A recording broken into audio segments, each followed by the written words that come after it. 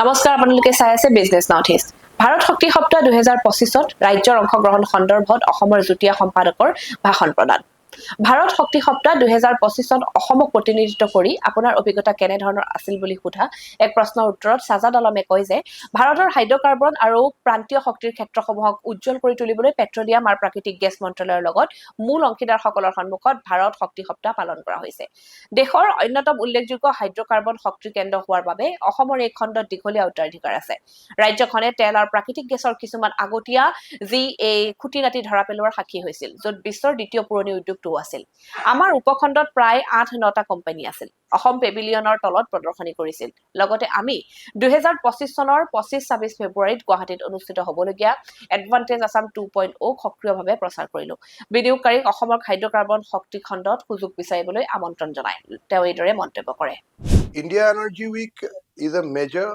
event which is being undertaken by the Ministry of Petroleum and Natural Gas along with other major stakeholders to showcase India's hydrocarbon and the peripheral energy sectors.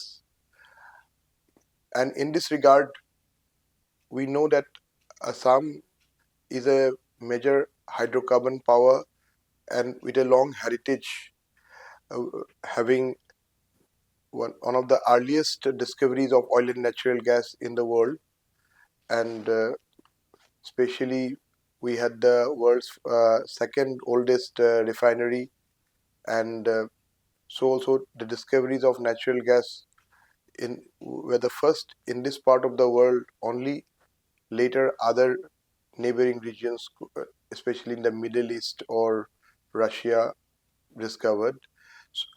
So, but over the years, we needed more investment to keep our sector growing.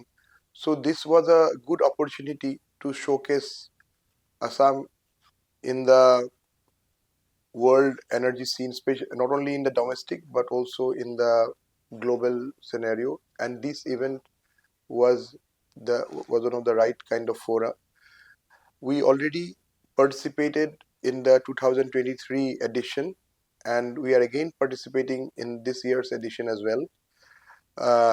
Our modus operandi was quite unique because along with the government of Assam, we got all our state PSUs in this oil and natural gas sector, plus the central PSUs where the Assam government has a bit of share in some way or the other.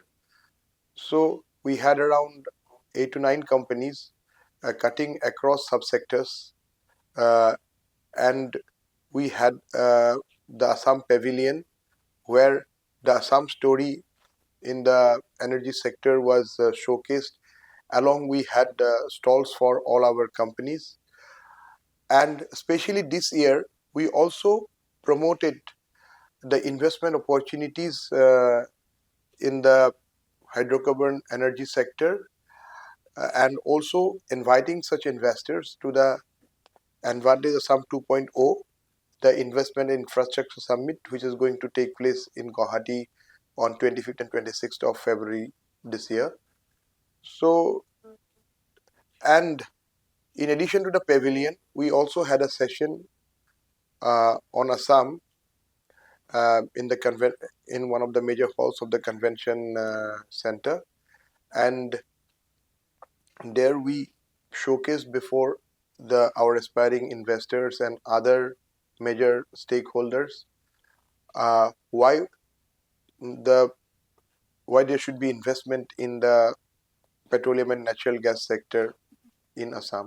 আগবাঢ়িছে পৰৱৰ্তী বাতৰিলৈ বায়োনেষ্টে biotech ষ্টাৰ্টআপক আগুৱাই নিবলৈ ব্ৰিক্সৰ meet আয়োজন কৰে ইঅ'ই উত্তৰ পূবত অফিচক উজ্জ্বল কৰি তুলিছে উত্তৰ পূব অঞ্চলত জৈৱ প্ৰযুক্তিৰ ব্যৱসায়ৰ উৰণ লোৱাৰ লগে লগে আইআইটি গুৱাহাটীস্থিত ইনকিউবেটৰ বায়োনেষ্টে 7 ফেব্ৰুৱাৰীত ব্ৰিক্সৰ প্ৰি কনচালটেশ্যন মিটৰ আয়োজন কৰিছে ইয়াৰ দ্বাৰা স্বাস্থ্য সেৱা কৃষি প্ৰযুক্তি আৰু স্বচ্ছ শক্তিৰ ডিপটেক ষ্টাৰ্টআপসমূহৰ বাবে সহায়ৰ সুযোগ মুকলি কৰা হ'ব বিজনেছ নৰ্থ ইষ্টৰ সৈতে হোৱা এক বিশেষ বাৰ্তালাপত বায়োনেষ্টৰ CEO স্বপ্নিল সিনহাই ইনকিউবেটৰ যাত্ৰা, ব্ৰিক্স মিটৰ দৰে আগন্তুক বিশ্বব্যাপী অনুষ্ঠানৰ প্ৰভাৱ আৰু জৈৱ প্ৰযুক্তি উদ্যোগত এআইৰ ভূমিকা সম্পৰ্কে মন্তব্য কৰে। উত্তৰ-পূব অঞ্চলৰ ডিপটেক ইনোভেশ্যন ষ্টাৰ্টআপসমূহে সন্মুখীন হোৱা প্ৰত্যাহ্বানসমূহ মোকাবিলা কৰিবলৈ 2021 চনত IIT গুৱাহাটীত বায়োনেষ্ট প্ৰতিষ্ঠা কৰা হৈছিল। কোম্পানীটোৱে সীমিত আন্তঃগাঁথনি আৰু বিনিয়োগকাৰী সংযোগৰ সন্মুখীন হৈছিল, যাৰ ফলত সম্পূৰ্ণ সুসজ্জিত বায়' ইনকিউবেটৰ প্ৰয়োজন হৈছিল। চৰকাৰী পুঁজিৰ সহায়ত 2022 চনত গঠন হোৱা IIT গুৱাহাটী বায়োনেষ্টে এতিয়া 63টা ইনকিউবেটৰ হ'বলৈ সক্ষম। So, we established Bionest in the year 2021. And like you said, the idea, at that point of time, I have my own startup here in IIT Guwahati, and we were developing a product which is into healthcare. So that time I realized as an entrepreneur that there are certain gaps which are there in the northeastern region. The main gap was there was less accessibility to infrastructure for the deep tech innovation startups. And the other gap was there was no investor connect. And of course, funding was an issue for most of the startups. And in the whole Northeast, there was not a fully equipped bio incubator. So that is when we thought of writing to the government for funding us a bio incubator within IIT Guwahati. And that is how IIT Guwahati Bionest was established in 2021. But we actively started our operations in 2022 since it was COVID when we got the project. And since then, we have emerged as the leading bio incubator across Northeast. We have around 63 incubatees as of now. And we have 5 funding schemes in different areas for our startups. One of the funding schemes called Northeast Council Ignite Grant, or we call it NEC Ignite, that is funded by Northeastern Council. And this is specific grant for Northeastern startups. Again, the startups that we support, they are primarily from healthcare, from agri-tech and clean energy sector. But we only support deep innovations. Since we are from IT, so we try to support as much as possible the deep tech innovations. Right now, say we have one fully fledged funding scheme from Startup India Seed Fund, in which we give grant up till 10 lakhs, and then we also give investments. Then we recently got one CSR grant from HDFC Bank. It's called Parivartan Grant, that is specifically for renewable energy sector. And then I already told you about NEC Ignite. Another grant that we have is from Nidhi Seed Fund, SSS we call it. That's again funded by Department of Science and Technology. And also we have one specific, very different kind of a grant scheme for student innovators. And that is specifically in the social innovations. Again, it should be technology support driven. And that is called Sparsh, and that is supported by BIRAC, Government of India. So I believe I just said that what is the idea and how we are emerging. পৰৱৰ্তী বাতৰি। CONCOR-এ সেউজীয়া দক্ষ শীতল শৃংখল লজিষ্টিক্সৰ বাবে বৰফৰ battery প্ৰযুক্তিৰ ব্যৱস্থা কৰিছে। বহনক্ষম আৰু কাৰ্যক্ষম শীতল শৃংখলৰ লজিষ্টিক্সৰ দিশত এক বৃহৎ পদক্ষেপ লোৱা ৰেল মন্ত্ৰালয়ৰ অধীনস্থ ৰাজহুৱা খণ্ডৰ উদ্যোগ ভাৰতীয় কণ্টেইনাৰ কৰ্পোৰেচন লিমিটেড CONCOR কণ্টেইনাৰযুক্ত সামগ্ৰী চলাচল বৃদ্ধিৰ বাবে বৰফৰ বেটাৰী প্ৰযুক্তিৰ প্ৰৱৰ্তন কৰিছে।